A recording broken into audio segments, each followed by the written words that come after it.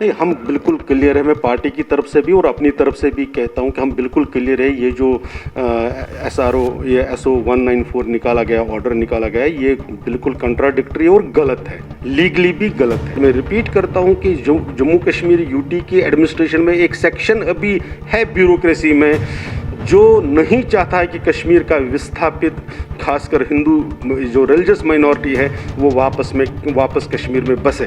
13 फरवरी 2021 को पार्लियामेंट के फ्लोर पर माननीय गृह मंत्री जी ने कहा कि ये 2022 तक लागू होना है, इसको हम कंप्लीट करेंगे। तो उनके उस एश्योरेंस को, उनके उस प्रॉमिस को अब तोड़ क्यों रहे? पहले तो नेशनल कॉन्फ्रेंस में ज्वाइन किया, ये तो सचमुच में सरप्राइजिंग है। हमारे से उनको शिकायतें हैं, इसमें कोई दिक्कत नहीं है, ये स्वाभाविक है और थी भी, ऐसा मैं मना नहीं करूँगा।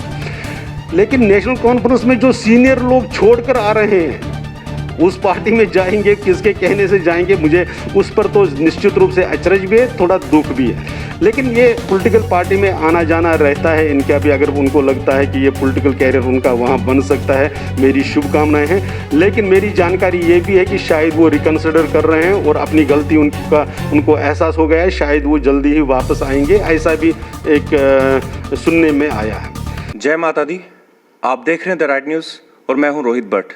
आज कुछ विषय हैं जिन विषयों पे बात करने के लिए हमारे साथ हैं अजय भारती जी, जो कि one of the spokes person हैं और XMLC भी रह चुके हैं। सर, आपका स्वागत है द राइट में। नमस्कार और धन्यवाद रोहित जी। जी, सबसे पहले हम ये जानना चाहते हैं कि जैसे आप जानते हैं, आपने भी अभी एक प्रेस कॉन्फ्रेंस की थी रिगार्डिंग जो एम्प्लॉयज़ हैं, कश्मीरी पंडित एम्प्लॉयज़ हैं PM पैकेज के, उनके रिगार्डिंग। तो सर, सबसे बड़ा जो अभी इशू उभर के आया है वो है SO 94, जिस पे भी आपने बात की थी। तो एक तो सबसे बड़ी बात ये है कि जितने भी एम्प्लॉयज़ हैं जो इसके अंडर आते हैं, उनके लिए बड़ी समस्या ये हो गई है कि रहने का उनको जगह नहीं है। उसके बाद इस कैटेगरी में अगर वो फॉल होते हैं तो उनके पास इतनी सैलरी नहीं है कि वो सारे खर्चे उठाए, घर के खर्चे भी उठाए। तो क्या कहेंगे इस विषय में? नहीं, हम बिल्कुल क्लियर है। मैं पार्टी की तरफ से भी और अपनी तरफ से भी कहता हूं कि हम बिल्कुल क्लियर है। ये जो SRO ये SO 194 निकाला गया, ऑर्डर निकाला गया, ये बिल्कुल कंट्राडिक्टरी और गलत है, लीगली भी गलत है। और इसीलिए हमने ये कहा कि ये बेसिकली एक अमेंडमेंट है। जब ओरिजिनल जो पहले वाला है जब वो लागू नहीं हो रहा है तो उसकी अमेंडमेंट कैसे, अमेंडेड ऑर्डर कैसे हो सकता है? एक दूसरा, हम ये कह रहे हैं कि आप पार्शियली पार्ट अगर आपको लागू करना है तो आप बाई पार्ट्स क्यों करते हैं? तो अगर ये लागू करना ही ये आपके मन में आया है तो पूरा लागू कर दीजिए, यानी 2 साल के बाद इनको गारंटी कर दीजिए कि ये परमानेंट हो जाएंगे। ये फिर वो सुपर न्यूमरी कहकर आप इनको टेम्परेरी ही रखेंगे, ऐसा नहीं होगा। अगर आप इनको परमानेंट कर देंगे at par with all the rest of the employees ले लेते हैं तो कोई इशू नहीं है। तो सरकार में मैंने जो अपनी प्रेस कॉन्फ्रेंस में कहा, आज मैं रिपीट करता हूँ कि जम्मू कश्मीर UT की एडमिनिस्ट्रेशन में एक सेक्शन अभी है ब्यूरोक्रेसी में जो नहीं चाहता है कि कश्मीर का विस्थापित खासकर हिंदू जो रिलीजियस माइनॉरिटी है वो वापस कश्मीर में बसे। और इनको ये लगता है कि ये जो पैकेज में जो एम्प्लॉय है इसके बहाने तो ये तो पक्का आएंगे, इसलिए इसमें हर प्रकार से, नहीं तो कहाँ पर हम देखेंगे ऐसा कि 2008 में घोषणा की गई जिस पैकेज को वो 2021 में भी पूरा लागू नहीं हो सकती। इसका सिंपल एक ही रीज़न है कि ब्यूरोक्रेसी का वो सेक्शन नहीं चाहता है, जो अंडर इन्फ्लुएंस है, जिनको अभी भी पुरानी ही यादें उनके दिमाग में है, वो चाहते हैं, इसलिए वो डिरेल करते हैं इसको। नहीं तो लॉ डिपार्टमेंट ने भी अपनी तरफ से पहले ओपिनियन दिया है, उनको भी किसी ने कहा होगा या क्यों उन्होंने बदल दी वो उनको बताना पड़ेगा, हमें नहीं मालूम है। तो जब ये क्लियर इतना ये है तो हाउ कैन यू डिस्क्रिमिनेट, इसलिए हमने इसका विरोध किया और तब तक करेंगे। इसको निरस्त करना ही होगा सरकार को, या इसको पूरी तरह लागू करके 2 साल के बाद इनको गारंटी देनी होगी कि आप परमानेंट होंगे। जी, जैसा कि आप कह रहे हैं कि ब्यूरोक्रेसी की बात आपने की कि ये डिसीजन गलत है, लेकिन आप ये साथ में ये भी कह रहे हैं कि अगर ये लागू होता है तो ये गारंटी देनी पड़ेगी कि 2 साल के बाद इनको परमानेंट करना पड़ेगा। लेकिन बात आती है 2 साल तक वो सर्वाइव कैसे करेंगे? नहीं, देखिए एक क्या है कि जब यहाँ नई एम्प्लॉयमेंट है, अगर सबके लिए उन्होंने लागू कर दिया है ये, तो उसमें अब इनके वो सर्वाइवल 2 साल के लिए कैसा है एक इशू बनेगा। लेकिन अगर वो यूनिफॉर्मली लागू करते हैं तब हम उसको ऑब्जेक्ट नहीं कर सकते, क्योंकि डिस्क्रिमिनेशन नहीं है। हाँ, इनकी चूंकि इनको दोबारा डिस्प्लेस होना पड़ता है, क्योंकि आजकल सारी फैमिली जम्मू में है, यहाँ पर उन्होंने एडजस्ट कर दी। वापस जब जाएंगे तो अगर उनको मान लीजिए हम एक क्लासिक ये लेंगे, क्लास 4th का एम्प्लॉय है, उसको 13-14 हज़ार रुपए की पे मिलती, की बेसिक पे मिलती है, तो उसमें से उसको 6-7 हज़ार रुपए कमरे का किराया देना पड़ेगा। तो वो खाएगा क्या, तो वो नंगा ओढ़ेगा क्या और पहनेगा क्या, ये वैसी हालत हो जाएगी। तो ऐसे में हमने जो दूसरी बात भी कही है उसको भी क्लियरली हम असर्टिवली कहते हैं, और ये करना ही होगा सरकार को कि जो आपने एकोमोडेशन प्रॉमिस किया है 6 साल का, और उसको सिर्फ यहाँ के ऑनरेबल एलजी साहब ही ने नहीं, 13 फरवरी 2021 को पार्लियामेंट के फ्लोर पर माननीय गृह मंत्री जी ने कहा कि ये 2022 तक लागू होना है, इसको हम कंप्लीट करेंगे।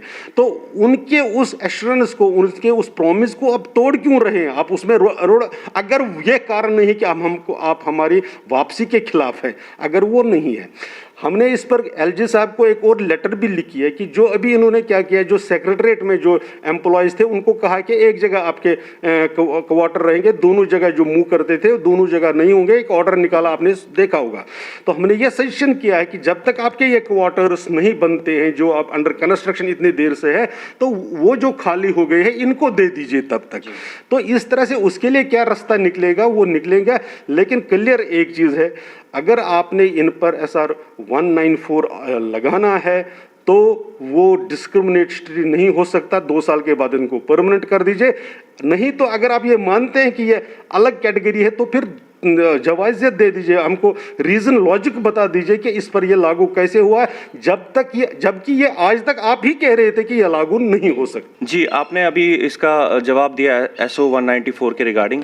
तो एक और बात उभर के आती है जहाँ पे आप देख सकते हैं कि सब लोग बात करते हैं वेसू की या जहाँ पे एकोमोडेशन है उन जगहों की, लेकिन जो एम्प्लॉयज़ श्रीनगर में रहते हैं वो रेंटेड अकोमोडेशन पे रहते हैं, और 2017 के बाद जितने भी हैं वो सब ऑलमोस्ट अभी तक 4-4.5 हज़ार जॉब्स लगी हैं, जिनमें से 1000-1200 के आसपास जो हैं वो एकोमोडेशन में हैं, बाकी लोग रेंटेड पे हैं। तो आपको क्या लगता है कब तक इनको एकोमोडेशन मिल सकती है?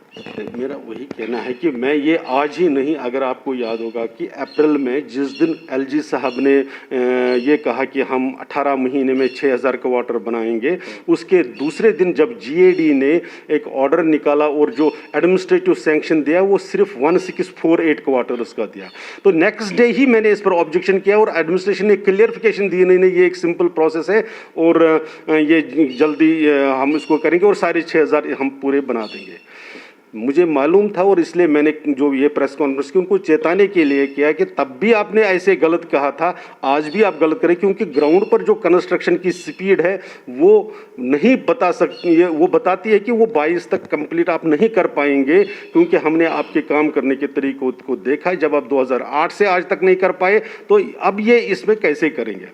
इसलिए मैं ये कह रहा हूँ कि हम ये सारा इशू एडमिनिस्ट्रेशन के साथ खासकर अपनी लीडरशिप के माध्यम से या स्वयं भी एलजी साहब के साथ डिस्कस कर रहे हैं, उनको बताया भी, उनको सुझाव दिया है मैंने, जैसे बताया कि जब तक वो पूरा नहीं होगा तब तक इनको कैसे हम कहाँ एकोमोडेट कर सकते हैं, ये एडमिनिस्ट्रेशन की रिस्पॉन्सिबिलिटी है। खासकर ये जो कोविड की ये जो पेंडेमिक है, महामारी है, इसमें हर परिवार पर इतना बोझ पड़ा है, तो इसमें आप कैसे एक्सपेक्ट करते हैं कि वो थोड़ी सी सैलरी में किराया भी देंगे, ये भी सारा करेंगे? तो इसलिए उनको ये करना, और नॉर्मल जो उनके ड्यूज़ भी होते हैं, फॉर एग्जांपल HRA हैं, जो आप क्वार्टर में बैठे हुए हैं, अगर आप मान लीजिए अकाउंट में आप उनको HRA भी काट रहे हैं और दूसरी तरफ से घोषणा करते हैं नहीं ये फ्री है, तो ये कंट्राडिक्शन इसको दूर करना होगा, ये एडमिनिस्ट्रेशन का काम है। और इसमें ये जो ब्लैक शीप्स हैं, जो इनएफिशिएंट लोग हैं या जिनका आइडियोलॉजिकल एजेंडा है, उनको एलिमिनेट किया ही जाएगा। वो प्रोसेस भी आपने देखा होगा जो सेपरेटिज्म के साथ है या जो एंटी नेशनल एक्टिविटीज़ में, तो एडमिनिस्ट्रेशन ने वो कायम किए, बस कुछ दिनों की बात है। ये सेक्शन हावी नहीं रह सकता अगर हमने जम्मू कश्मीर को बचाना है।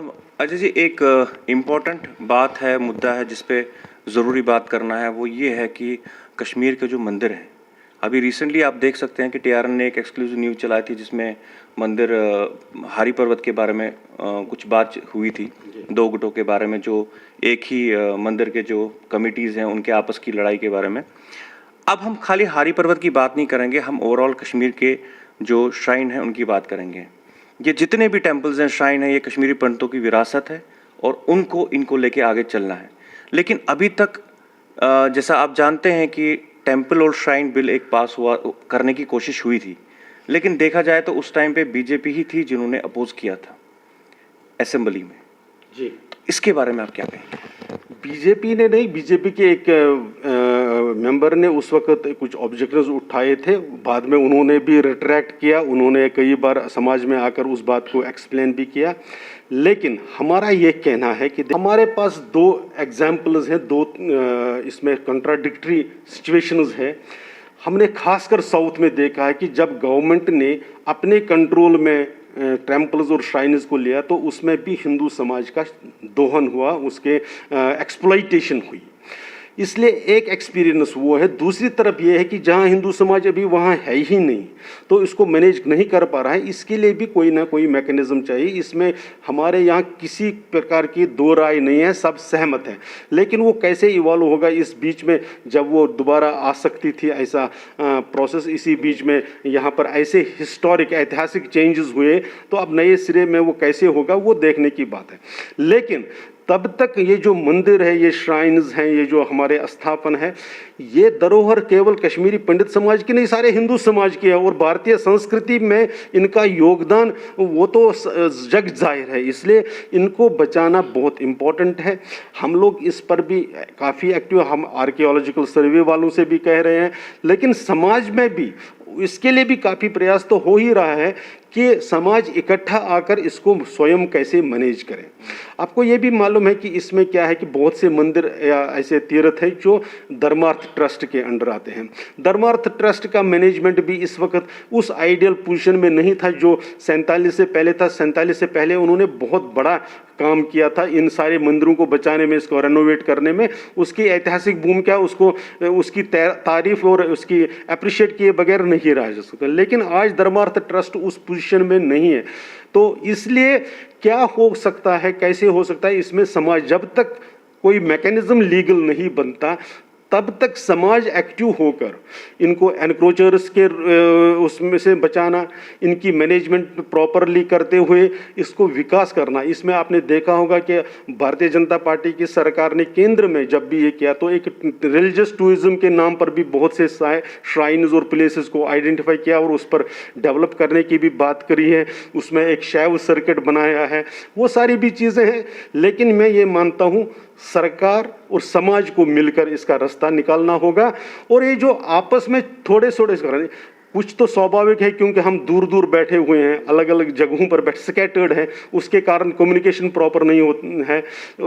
लेकिन हम सबको वो जो नैरो हमारे इंटरेस्ट से या नैरो कंसिडरेशन से ऊपर उठकर इनको बचाना, इनको प्रॉपरली मैनेज करना। खासकर ऐसे तीर्थ जो चाहे शारिका जैसी हो, चाहे खीर भवानी हो, या ऐसे ही सारे बहुत सी जगहों पर हैं, तो हमने देखा। लेकिन सरकार ने भी इनकी रेनोवेशन को, इनकी प्रोटेक्शन को, इनकी संभाल करने की शुरुआत करी है। हमने इस पर भी, चाहे वो हमारे पूर्व में जो MOS होम थे कृष्णा रेड्डी जी, या उसके बाद माननीय श्री अमित शाह जी ने भी इस की तरफ को अपनी जागरूकता बताई है और उन्होंने कुछ स्टेप्स भी लिए हैं।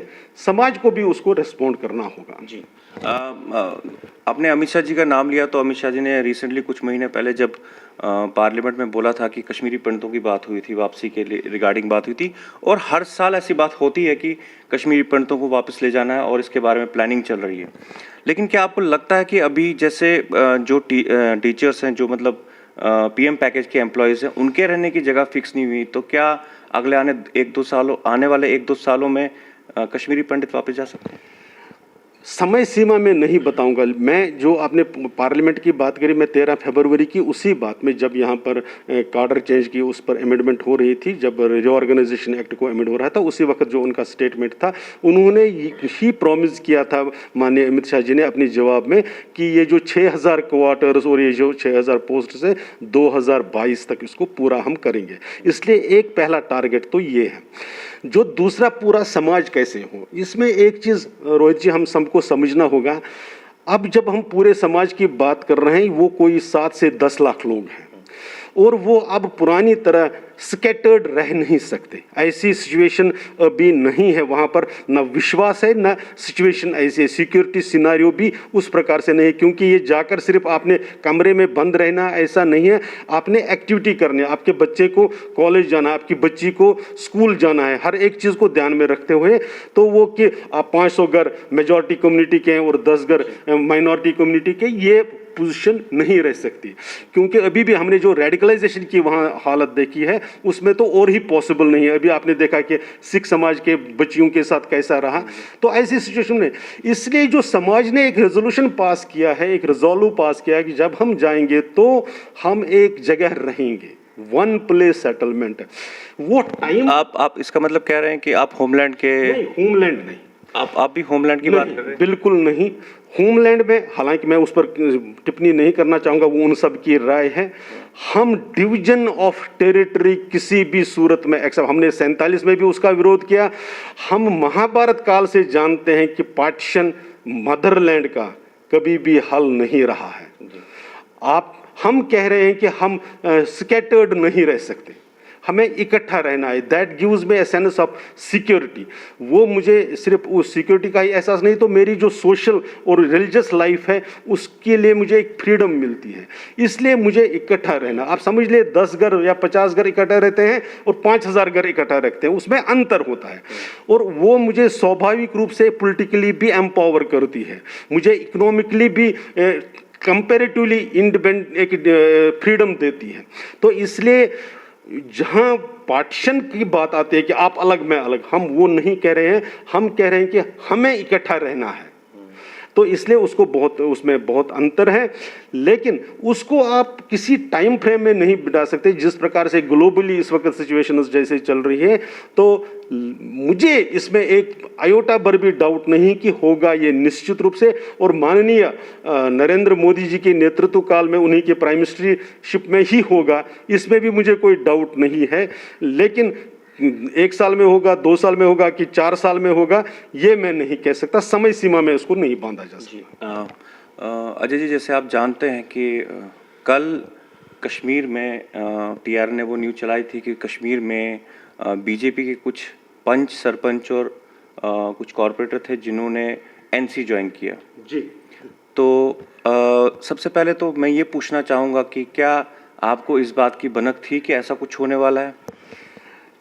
नहीं, ऐसा सच तो नहीं थी, लेकिन एक चीज़ इसमें देखिए, 2 चीज़ें हैं इसमें। पहले तो नेशनल कॉन्फ्रेंस में ज्वाइन किया, ये तो सचमुच में सरप्राइजिंग है। हमारे से उनको शिकायतें हैं, इसमें कोई दिक्कत नहीं है, ये स्वाभाविक है और थी भी, ऐसा मैं मना नहीं करूँगा। लेकिन नेशनल कॉन्फ्रेंस में जो सीनियर लोग छोड़कर आ रहे हैं, उस पार्टी में जाएंगे, किसके कहने से जाएंगे, मुझे उस पर तो निश्चित रूप से अचरज भी है, थोड़ा दुख भी है। लेकिन ये पॉलिटिकल पार्टी में आना जाना रहता है इनका भी, अगर उनको लगता है कि ये पॉलिटिकल कैरियर उनका वहाँ बन सकता है, मेरी शुभकामनाएं हैं। लेकिन मेरी जानकारी ये भी है कि शायद वो रिकन्सिडर कर रहे हैं और अपनी गलती उनको एहसास हो गया है, शायद वो जल्दी ही वापस आएंगे, ऐसा भी एक सुनने में आया है। लेकिन देखिए, प्रश्न एक चीज़ है जो वहाँ पर सिचुएशन, इनके साथ भी वो किसी ने, वो इन्वेस्टिगेशन का मैटर है, बल्कि मैं चाहूँगा कि एडमिनिस्ट्रेशन उसकी इन्वेस्टिगेशन करे। इनमें से 2 लोगों के साथ बड़ा एक उनकी जान को खतरा रहा। वो एक सोमो में आए तो सोमो वाला उनको उतार रहा है, कह रहा है कि नहीं आपकी वजह से हमें दिक्कत आएगी। उसने फ़ोन पर किसी से बात की, फिर वो दूसरे सोमो में बैठते हैं, थोड़ी देर चलकर वो भी उनको उतारता है। अब ये मैनिपुलेटेड था कि रियल था, मैं नहीं इस वक्त कह सकता, ये इसको इन्वेस्टिगेशन करने वाले हैं, लेकिन उनके साथ खिलवाड़ हुआ है। एक दूसरा, ऐसे कुछ लोग हैं बहुत जो ये चाहते हैं कि उनको वेसू में प्लेस मिले। देखिए, भारतीय जनता पार्टी का एक प्रिंसिपल स्टैंड है, उस पर नाराज हो कोई या खुश हो, वो एम्प्लॉयज़ के लिए है। सरकार को पंचों, सरपंचों और सारे इलेक्टेड रिप्रेजेंटेटिव्स के लिए व्यवस्था करना चाहिए और उसके लिए हम प्लीड भी करें, इसमें भी कोई दो राय नहीं है, उनको करना चाहिए। लेकिन आपने अभी जिक्र किया कि वहाँ पे एम्प्लॉयज़ के लिए होना चाहिए, जबकि वहाँ पे पुलिसकर्मी भी रह रहे हैं। अगर आप वेसु की बात करें, मटन की बात करें, वहाँ पे एम्प्लॉयज़ जो पीएम पैकेज के एम्प्लॉयज़ के साथ साथ यहाँ के जो लोकल सरकारी मुलाजमात हैं, जैसे पुलिस डिपार्टमेंट्स हैं, वो भी रह रहे हैं। बिल्कुल गलत है। और हमारा रिलीफ ऑर्गेनाइजेशन के साथ जिनकी जिम्मेवारी ये है, ये एक मेजर रीज़न है डिफरेंस का कि वो अलाउ कैसे कर रहे हैं। ये उनकी इनएफिशिएंसी और उनकी ढिलाई का नतीजा है। उन सब को निकलना ही होगा, निकलना चाहिए। ये उनके लिए नहीं, उनके लिए तो अपने डिपार्टमेंट में और बाकी भी व्यवस्था हो सकती है। ये तो इन गरीब एम्प्लॉयज़ के लिए, जो इन डिसएडवांटेज्ड जो एम्प्लॉयज़ है उनके लिए, इसलिए इसमें किसी और को रहने का तो प्रश्न ही नहीं है। तो ये हमारी उसमें अगर आप कम्युनिकेशन देखना चाहें, हमारी कम्युनिकेशन क्लियर है और हमारा इस पर इंसिस्टेंस क्लियर है। और मेजर रीज़न फॉर डिफरेंस है कि कहीं डीसी खुद करा, डीसी ये अलॉट ही नहीं कर सकता। वो कह रहे हैं कि हमारी इमरजेंसी पावर उसमें क्या, कहीं ड्यूकॉम कर रहा है, पुराना डीएम उन्होंने किया है, कहीं किसी ने किया, कोई पुलिस का डिपार्टमेंट में किसी ने खुद ही ये कर दे। एमरजेंसी कुछ दिनों के लिए एक बात होती है, लेकिन परमानेंटली वो सिर्फ एम्प्लॉयज़ जो पैकेज के लिए है कि ये भी सिर्फ ये जैसे सेक्रेटरीट के एम्प्लॉयज़ को या दूसरे डिपार्टमेंट के एम्प्लॉयज़ को अलॉट होते हैं, वैसे नहीं है। ये रिहेबिलिटेशन का पैक है, ट्रांजिट एकोमोडेशन है, जब तक ये फुली अपना रिहेबिलिटेट नहीं होते हैं। इसलिए ये सिर्फ पीएम पैकेज में जो सिलेक्ट हुए हैं उनके लिए है, बाकी सब के लिए ये नहीं है। इसमें से कुछ लोग नाराज़ हैं हमसे, तो उसको I am helpless, in principle हम उसको कंप्रोमाइज़ नहीं कर सकते। आप ये मानते हैं कि एडमिनिस्ट्रेशन जो अभी काम कर रही है इन चीज़ों को लेके सही नहीं है? एकदम जो इसके साथ कंसर्न है उसमें मुझे कोई डाउट नहीं है। उनकी तरफ से डिलाई भी है, कहीं इनएफिशिएंसी भी है। जी, इस बात को कंटिन्यू करते हैं कि जैसे आपने बोला कि उन्हें मे बी थ्रेट्स हों, क्या हों, लेकिन कल से हम देख रहे हैं कि बहुत जगह पे ऐसी बातें लिखी जा रही हैं कि कुछ इंटरनल इश्यूज भी चल रहे हैं। क्या आपको लगता है कि कल अगर 5 लोग गए हैं और आने वाले कल में या मंडे में या किसी दिन और 5-6 लोग ना जाएं? इसकी क्या गारंटी है? नहीं, गारंटी पॉलिटिकल पार्टी में किसी की भी नहीं है। मैं कह रहा हूँ आपसे, पॉलिटिकल एक्टिविस्ट्स को किसी भी दिन कुछ भी लग सकता है, लेकिन मैं मतलब उनकी समझदारी पर भी, क्योंकि हमारे कलीग्स हैं, मैं अभी भी उनको कलीग्स मानता हूँ, अपने साथी मानता हूँ, और वैसे भी पॉलिटिकल एक्टिविस्ट्स हैं तो साथी ही हैं। मेरा यह कहना है कि एक ऐसे मंच पर वो जा रहे हैं जहाँ के सीनियर लोग, अब मैं उनके नाम नहीं लेना चाहता हूँ जो उस पार्टी को छोड़ कर आए और इनसे काफ़ी सीनियर भी थे, अच्छी पोजीशन उसमें भी थे, लेजिस्लेटिव उसमें भी रहे हैं, तो इन्होंने उसको क्यों चुना, क्या सोच कर चुना, ये उनकी समझदारी का प्रश्न है, उस पर मेरा उस जजमेंट नहीं हो सकता। लेकिन मैं ये कह रहा हूँ आपसे कि जो हमारे लोग जो गए हैं, इसमें 2 प्रकार के लोग डेफिनेटली, जो एक काडर नहीं था उस वक्त, एक जोश में कहिए या उस वक्त एक उत्साह के साथ उसमें आए हैं। हम कांटेक्ट कर रहे हैं, हम उनके इश्यूज़ हैं, मैं फिर कह रहा हूँ, इनके इश्यूज़ सिक्योरिटी के इश्यूज़ हैं, इनकी एकोमोडेशन के इश्यूज़ हैं। इस पर परमानेंटली, आपको याद होगा कि हमारे ऑर्गेनाइजिंग सेक्रेटरी, जो जनरल सेक्रेटरी ऑर्गेनाइजेशन है आदरणीय अशोक कोल जी, उन्होंने तो अपनी सिक्योरिटी सरेंडर कर दी थी, इसीलिए केवल कि भाई आप हमारे पंचों को और इनको सिक्योरिटी नहीं दे रहे हैं। तो ये हमारे लिए कंसर्न का विषय है, निश्चित रूप से है। अब इनको श्रीनगर में एकोमोडेशन प्रोवाइड की गई है और इनको जाना पड़ता है, अनंतनाग इनको जाना पड़ता है, दूसरी जगहों पर, तो वो जो ट्रांजिट में घूम, जो मैं अभी आपको इंसिडेंट बता रहा था, तो ऐसे में स्कोप है प्रॉब्लम्स का।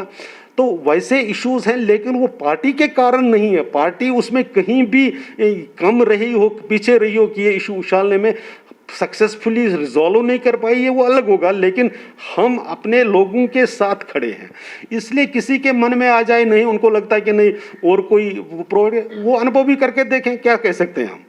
दुख तो होगा, लेकिन कि अपने साथ छोड़ दें, लेकिन नहीं छोड़ना चाहिए। मैं अपील ही कर सकता हूं कि भाई हम सब एक हैं और एक ही रहना चाहिए। ये थे अजय जी हमारे साथ, जिन्होंने स्पोक्स पर्सन बीजेपी के, जिन्होंने बहुत से विषयों पे बात की, और उम्मीद करते हैं बहुत जल्द फिर से इनसे मुलाकात होगी और बार बार होगी जब भी समाज में कोई इश्यू होंगे उनको लेके। तो हमें दीजिए इजाज़त। जय माता दी, और फिर मिलते हैं द राइट न्यूज़ पे।